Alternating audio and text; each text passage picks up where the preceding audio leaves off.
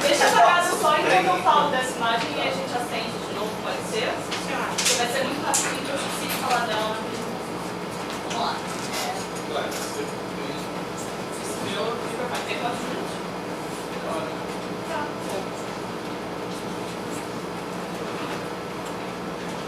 Oi, então, voltando.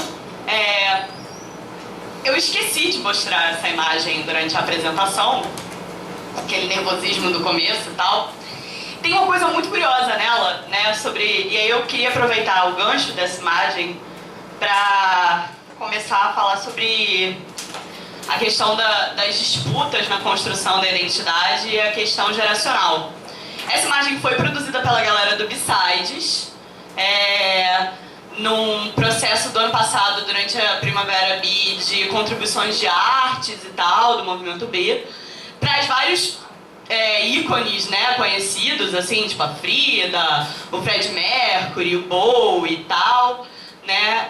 Aí tem uma coisa mais de marca bem geracional aqui no canto, que essas duas bonequinhas são a Princesa Jujuba e a Marceline, que são duas personagens de um desenho chamado Hora da Aventura. Elas... Oi? Esqueceram. Que elas são bissexuais, as duas, e são namoradas e tal. Ex-namoradas, namoradas, elas voltam várias vezes ao longo do desenho. Bem drama sapatão. E tem o Oscar Wilde. A galera jogou o Oscar Wilde aqui como se fosse bissexual. E aí, eu acho isso muito curioso, porque, tipo, no começo do movimento homossexual, né, teve todo um esforço de construir a figura do Oscar Wilde como o gay original, nossa grande figura, maravilha e tal, histórica. E aí a galera, tipo, pegadinha do malandro e joga ele ali do lado da Lady Gaga, é um unicórnio e escrito, tipo, secretamente bissexual, ninguém sabe que eu sou bissexual. Eu realmente não sei por quê a galera acha que ele é bissexual, na real. Eu sou meio, assim, não sou muito a favor de ficar dando identidade pra gente que morreu antes das identidades existirem, sabe? Mas, enfim, eu acho que é eu acho que é bem exemplo, assim, né, de pegar signos que estão consolidados pra caramba e falar, vamos, tipo, meio geração Coca-Cola aqui. Vocês acham que o Oscar Wilde é gay, vamos cuspir o lixo em volta de vocês e botar eles aqui, tipo, com unicórnio. Mistérios, não sei porquê, mas eu achei bem simbólica essa imagem. Mistérios, vários mistérios, assim, acho que tem coisas, tipo, essas flores muito loucas aí. A única flor que eu sei que tem um significado qualquer é a violeta, né, mas tem um significado pra sapatão, não pra bissexuais, né, que no final do século XIX, por causa do resgate dos poemas da Safo, sobre que ela fala que vai fazer uma coroa de violetas pra namorada, pra amante dela, as mulheres que se relacionavam com mulheres na Europa passam a usar buquês de violeta e detalhes de violeta nas roupas ao sair na rua pra pegar meninas e saber que aquela menina pegava meninas, né? Então, violetas aí, mas margaridas eu não faço a menor ideia do porquê, né? Enfim, aí eu queria aproveitar com essa coisa quase anedótica aqui, né? Pode acender a luz.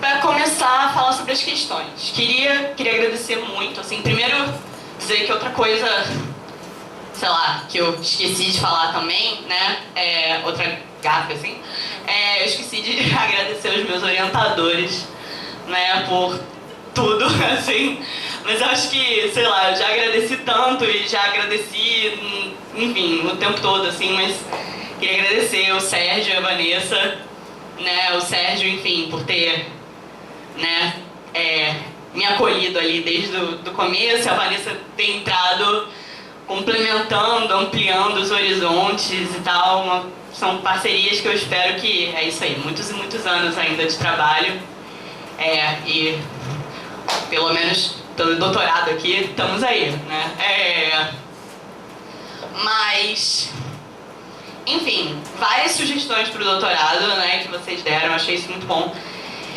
Eu também tenho virgem muito forte no mapa, Paula.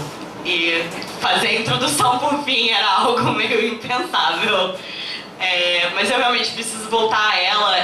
Na real, essa pesquisa, e isso é uma coisa, né, que a Cláudia acompanhou em primeira mão, né, e que a Paula ficou sabendo e tal, porque estava na qualificação. Eu não fiz essa pesquisa em 2 anos. Essa pesquisa, a ideia dessa pesquisa surgiu no meio de uma disciplina que eu fiz com a Cláudia no primeiro ano do mestrado, ou seja, eu fiz essa pesquisa em 1 ano e meio, na real. Assim, porque, enfim, eu tava meio perdida e sem tema.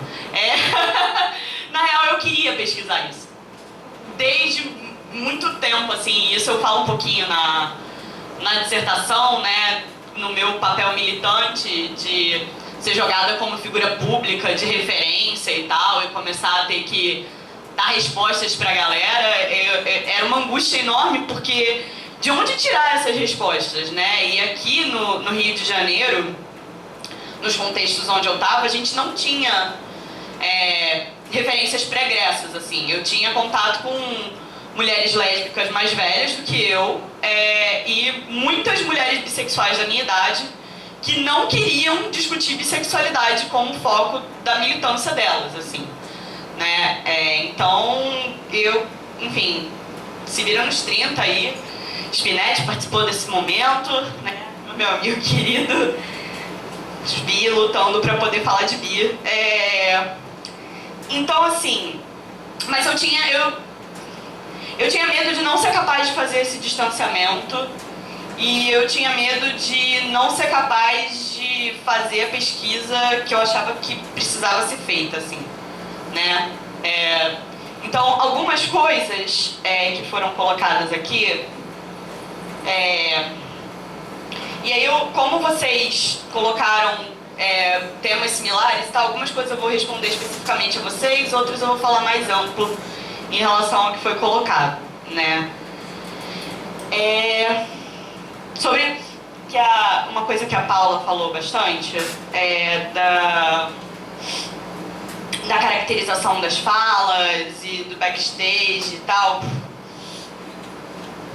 Muitas coisas não entraram, tanto por uma escolha, né, de questão de tempo hábil e capacidade do foco dessa pesquisa, entendendo que era uma pesquisa de mestrado e tal, né? Quanto porque, para preservar as minhas entrevistadas, tipo, fez parte da descaracterização de algumas delas e dos contextos, como isso tá meio que sendo escrita quente. Tem coisas que, assim, isso já vai me tornar persona não grata em vários círculos, sabe? Eu não precisava ser mais persona não grata ainda, assim, em alguns aspectos, tipo... Especialmente, por exemplo, pensando em ir lá no cenário agora esse ano para apresentar e tal, eu acho muito justo, eu acho que seria bom poder chegar lá de um jeito mais tranquilo. Esse jogo de palavras cena lésbica, cena lesbi, o Rogério, inclusive, já tinha dado essa sugestão numa vez que eu apresentei, o Rogério Azizi, em sala, mas acabou que não entrou tanto, mas é uma coisa que eu acho curioso, assim, mas eu não abordei, enfim, tanto isso. Tá. Sobre o que eu queria falar aqui. Sobre a questão do tema da memória e da Comissão da Verdade e a questão geracional. E aí entrar já um pouco na questão geracional, né? Essa é mais uma camada, em termos de cebola, né? Que fazendo essa pesquisa em 1 ano e meio, não só o tempo hábil para conseguir reunir as coisas, para fazer campo, para produzir, para escrever e me arvorar nessa maluquice de emendar com doutorado, o tempo de produção de distanciamento do texto ele foi muito curto. E eu venho de uma família de pessoas diretamente atingidas pela ditadura militar e que se envolveram bastante assim, com a Comissão da Verdade, coisas assim. Eu sou atendida pelo Clínicas do Testemunho. Então, essa foi uma escolha mais ou menos consciente de não entrar tanto nesse debate sobre a Comissão da Verdade, porque era mais uma identidade para gerenciar e eu realmente estava assoberbada gerenciando todas as minhas identidades, assim, né? Mas isso é muito interessante, né?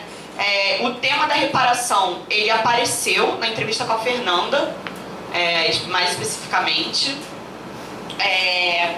e essa coisa de por que são as jovens que trazem a memória, eu acho que para além da Comissão da Verdade ser uma coisa, né, e isso para ser aprofundado em trabalho futuro eu poder discutir isso melhor. Mas além da questão da Comissão da Verdade ser uma coisa que está marcando muito a minha geração, né, eu acho que é parte do instrumento de legitimação da inclusão de bissexuais ali, né, elas estão produzindo uma nova memória coletiva ali, né. E aí o Pollack fala um pouco disso no texto dele que eu trabalhei mais, que é sobre as zonas de penumbra e os não ditos, né?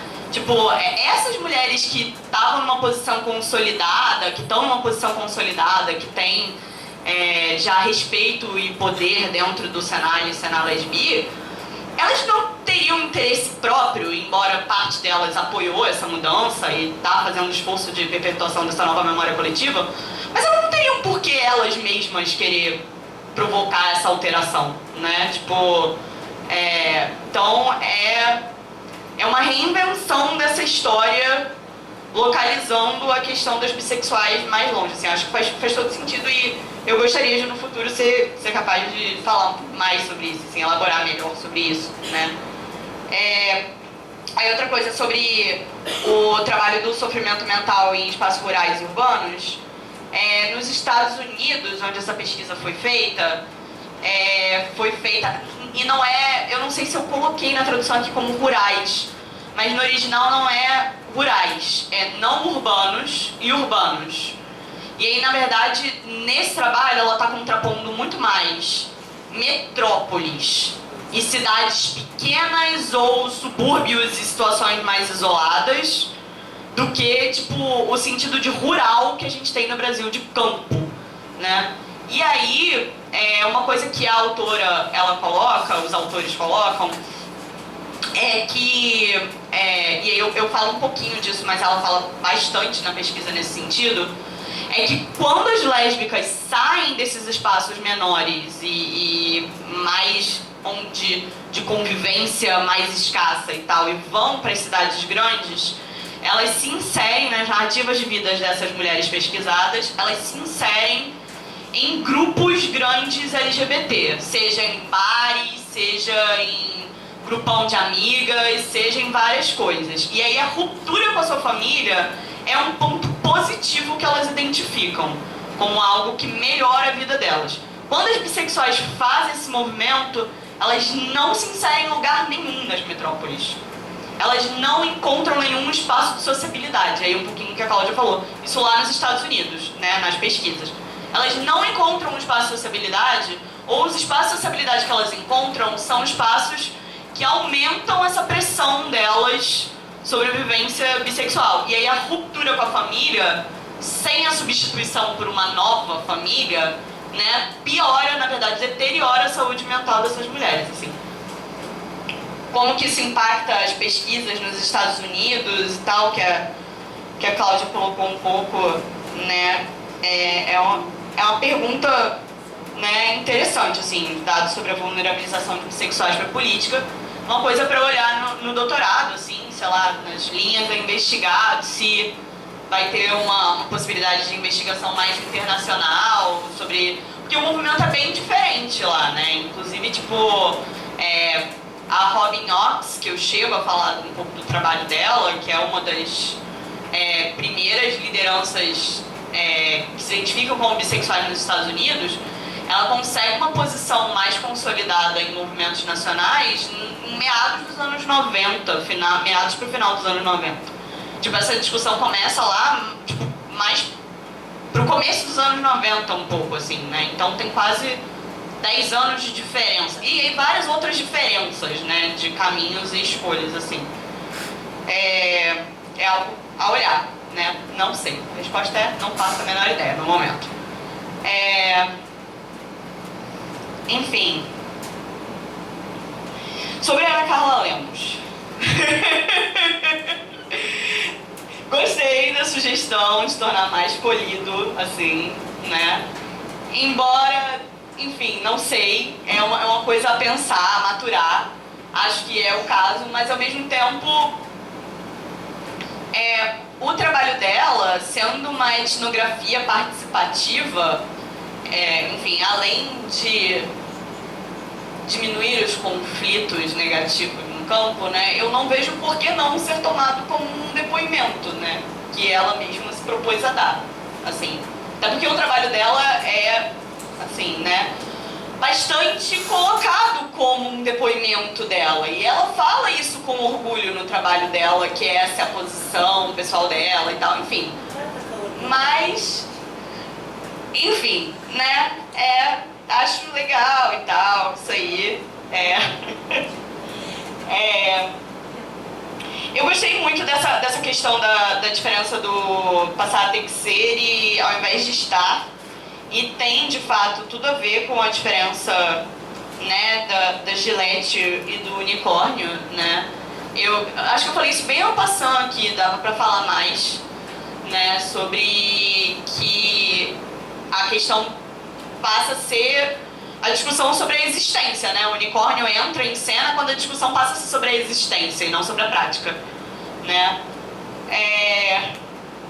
Sei lá, eu tô aqui tentando colocar algumas coisas que vocês foram provocando, mas na real eu vou ter muita coisa pra digerir ainda de tudo que vocês falaram, assim.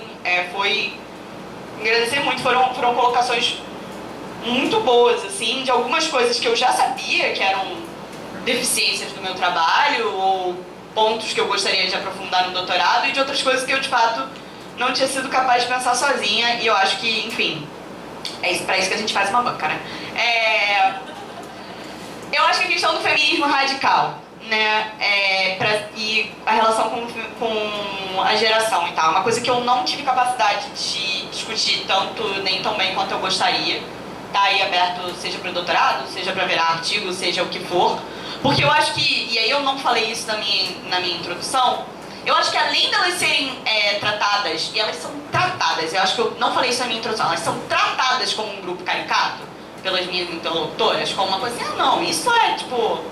Eu acho que tem um grau de factualidade nesse sentido, de quando você vai ver os números versus o barulho que fazem, né, tipo, nos espaços, mas também é um lugar do não dito.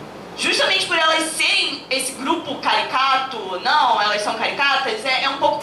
Era muito difícil fazer a maioria das minhas interlocutoras falarem sobre a relação delas com as radfems. Tipo, e era muito ir direto pro lugar de afirmar, não são relevantes, são caricatas, são poucas, são duas. Não tem, aqui não tem, sabe? Tipo, porque eu acho que é como se fosse... como se fosse um demérito dizer que elas são uma força ali, né? Pro movimento. Meio como chamar de unicórnio. É um pouco isso, assim. Mas é algo a ser explorado, assim. A Eudalice, né? A pesquisa dela. Nesse caos maluco, eu tinha esquecido, mas ela já tinha me falado dessa pesquisa. A gente chegou até a trocar uma ideia, né? E, tipo, esse M, assim... Nossa, o que dizer desse M? Que foi esse encontro de mulheres da Uni. Foi... Quando eu experimentei em primeira mão o que era ser escrachada em rede na internet, assim, nacionalmente. E justamente parte das questões que eu não consegui abordar tão bem quanto eu gostaria, que é a relação das alianças complexas entre bis e trans, né? Que foi, o escracho foi justamente com as palavras horríveis que foram ditas, eu vou dizer aqui, ser defensora de piroco, né? Uma maravilha. Porque eu, junto com outras mulheres bissexuais que estávamos lá, nos unimos para garantir a integridade física de uma mulher trans que estava naquele espaço e que passou a ser hostilizada, assim, a ponto de ter uma cena digna das irmãs da Cinderela arrancando a roupa dela numa festa e atacando ela fisicamente, assim. Enfim. E aí, sobre essa coisa das narrativas, eu acho legal, acho que é algo para ser explorado. A treta do Coletivo Bill, que era uma coisa que eu queria contar. Como o Coletivo Bill se retirou. A Fernanda foi convidada pessoalmente pela galera que estava organizando o Senali lá em Porto Alegre como a representante do Coletivo Bio, porque elas tinham conhecido a Fernanda num espaço, não foi uma conferência, mas foi um espaço nacional que teve, eu não sei se foi da LBL, não vou lembrar exatamente agora. Fernanda foi lá, falou publicamente como Coletivo Bio e tal. E elas entraram em contato com a Fernanda, pediram pra Fernanda participar. E aí ela começou a propor ter mais inserção sobre a questão bi no Senali, no 8º encontro, né?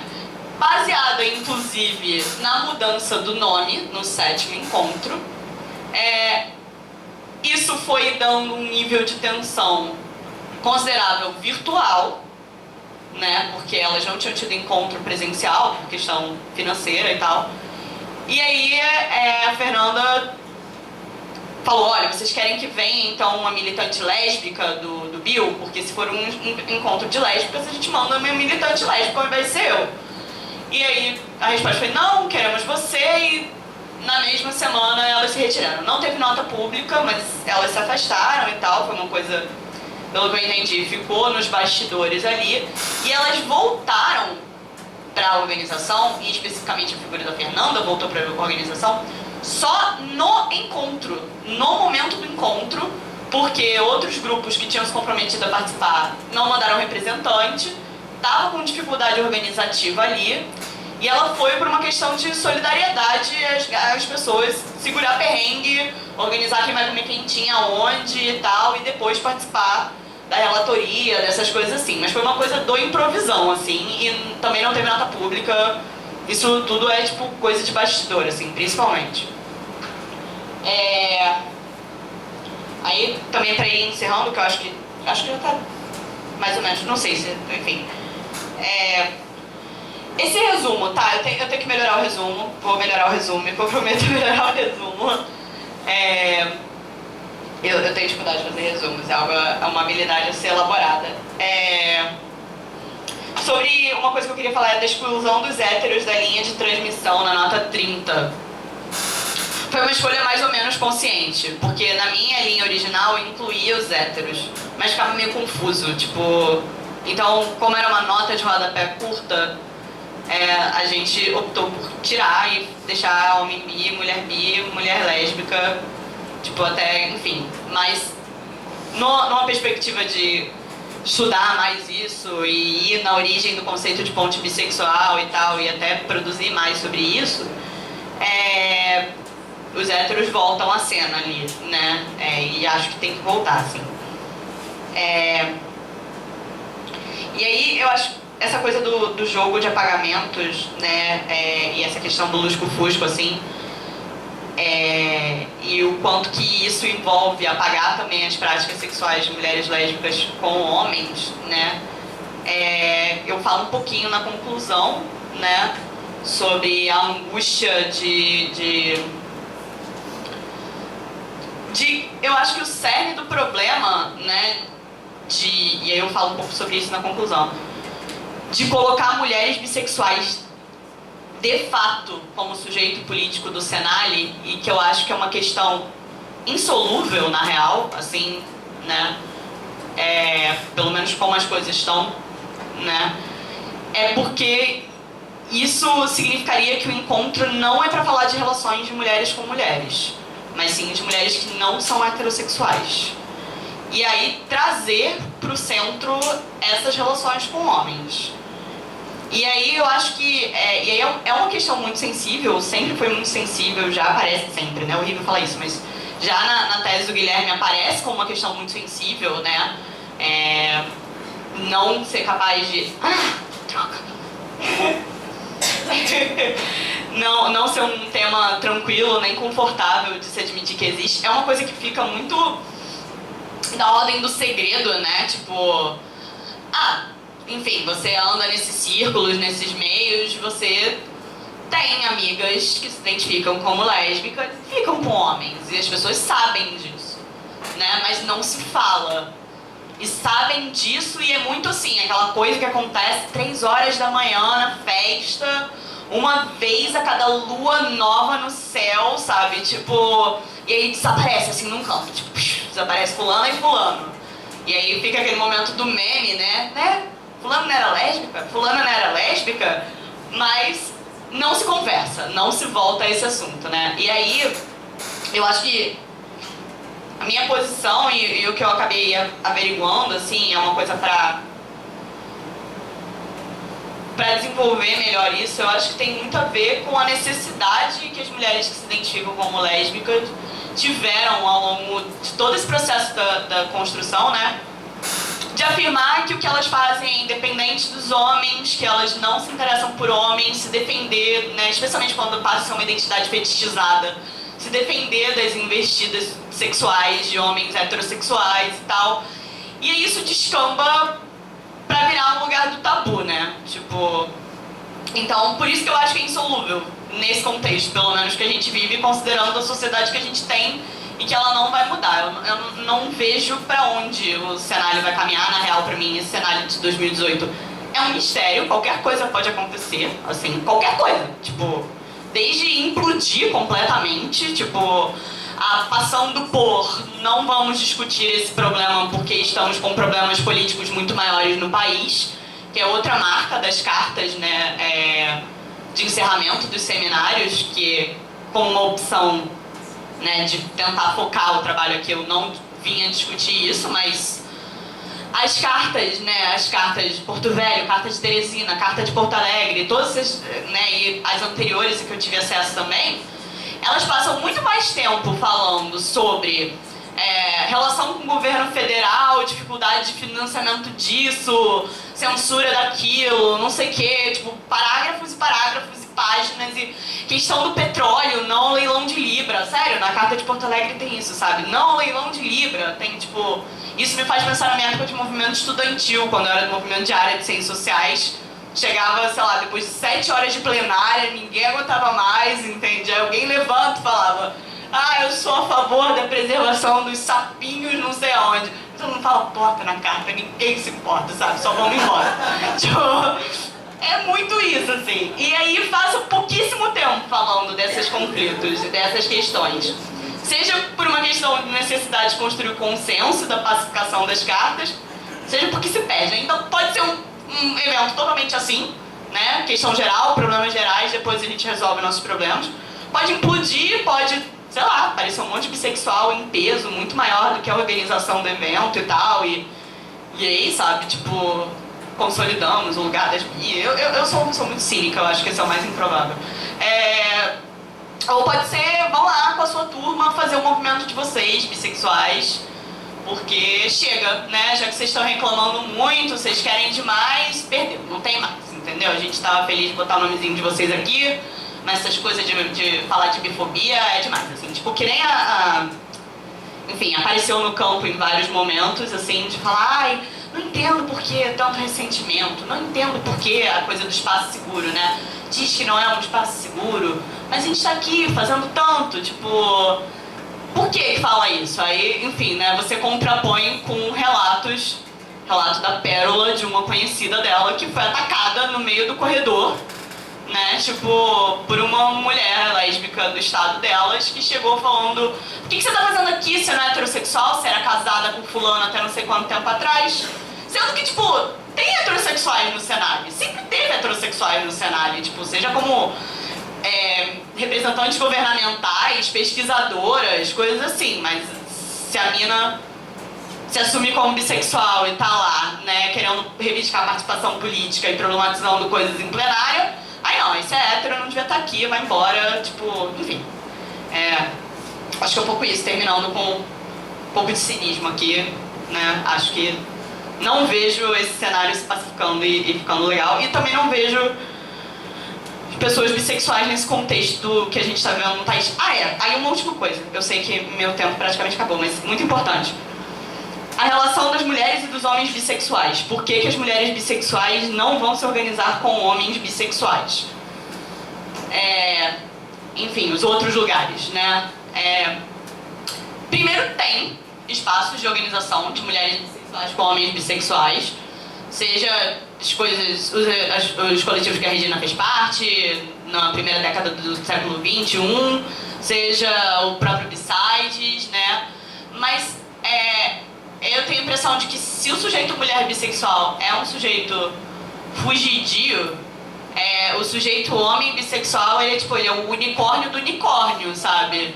Ele é o unicórnio do arco-íris, assim, tipo, todo colorido, que você não consegue nem ver direito, tipo, porque como identidade política é uma identidade bem menos consolidada, e nesses espaços mistos de homens e mulheres bissexuais, na verdade, pessoas bissexuais, porque ainda entra a questão das pessoas não binárias e de várias outras questões que tá aí premente no movimento, né? As mulheres têm um protagonismo muito forte, assim. Seja porque... E aí é uma coisa engraçada, né? Curiosa, que eu já ouvi várias vezes, assim. Que os caras bi muitas vezes falam assim, não, vamos fazer uma mesa pra falar de bi. Mas tem que botar a mulher, porque o homem é machista. Tem esse pressuposto, né? Os homens gays têm protagonismo demais no movimento, então bota as mina bi pra falar. E os homens bi nunca fala, né? E os homens bi nunca tá em lugar nenhum, assim. Acho que, enfim, sendo um pouco, talvez, sei lá, a gente podia botar menos homens gays pra falar, entendeu? E botar mais homens bis, talvez. Algumas sugestões aí. Mas, ou seja, porque as minas bi estão aí, tem história de movimento que passa por vários outros espaços, assim, seja movimento de favela, como a Aline, seja, tipo, movimento negro, movimento feminista muito forte, movimento estudantil forte pra caramba também. Tem uma trajetória militante muito forte, e dentre os homens bis que eu conheço no movimento, a trajetória militante deles tende a não ser tão forte assim. Tipo, tende, impressão pessoal, não tem nenhuma comprovação sobre isso, né? E elas e nós tendemos a pegar no pesado, e ir adiante, e a formular as coisas e a aparecer. Tipo, essa roda que aconteceu em setembro foi uma roda com pessoas bissexuais. Tinha pessoas de vários gêneros, de idades diferentes, de tipo, cores de pele diferentes, de regiões diferentes da cidade. E o grupo surgiu do Besides, virou um grupo do WhatsApp, tinha vários homens bi no WhatsApp, inclusive, mas aparecia assim, tem que cumprir tal tarefa, quem se propõe? Aí só aparecia mulher se propondo. Tem que fazer não sei o que lá, aí quem se propõe? Só mulher se propõe. Aí, tipo, os caras não se propõem também, sabe? Tipo, enfim, é uma relação complexa, uma relação muito complexa que vale a pena ser investigada, mas é uma identidade política menos construída ainda, assim. Era só isso. E eu acho que eu estourei meu tempo. Mas, enfim, era isso.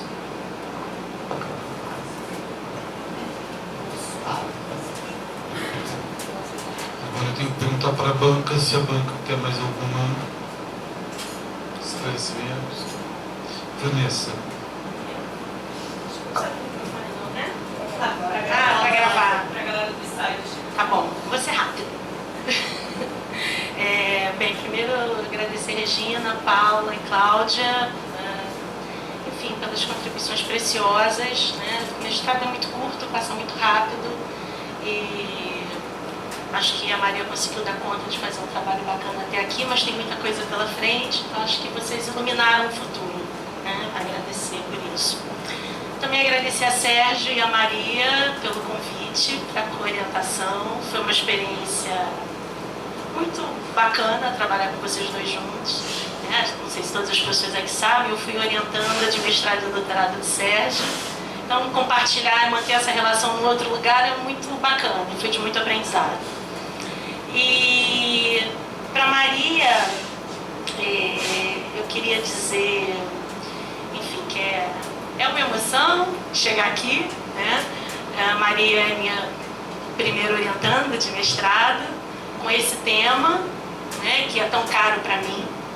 E eu vou usar os 3 primeiros pontos que a Regina usou quando começou, que você conseguiu construir um trabalho corajoso, como você e sério, muito sério.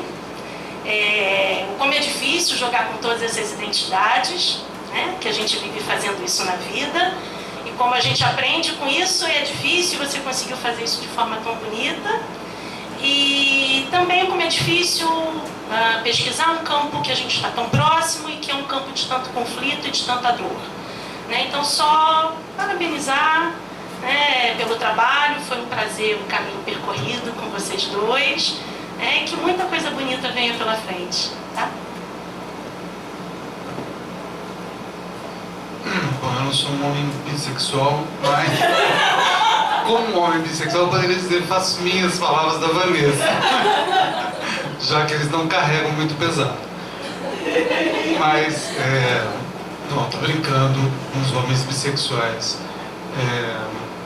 De fato, foi muito legal, né, esse trabalho conjunto com vocês, né?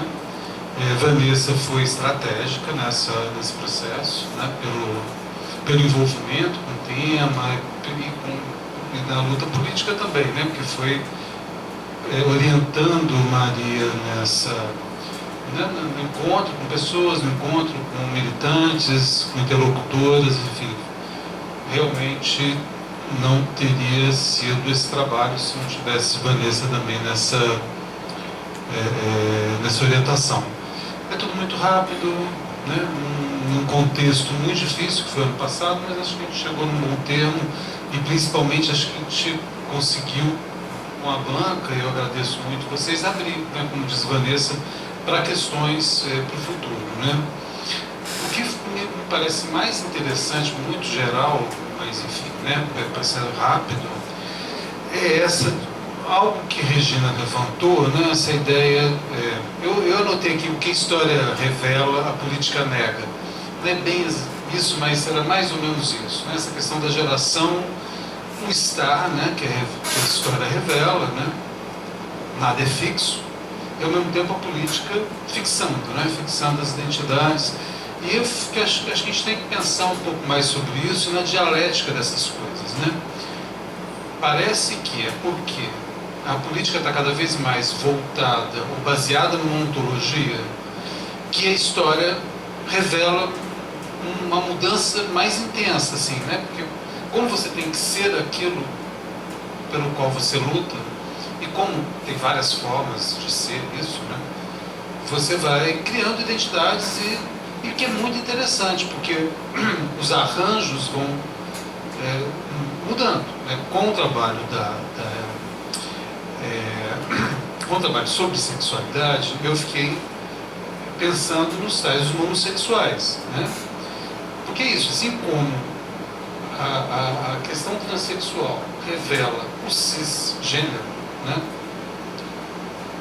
Que acaba juntando todo mundo, que, enfim, gay, os que estavam separados anteriormente, né?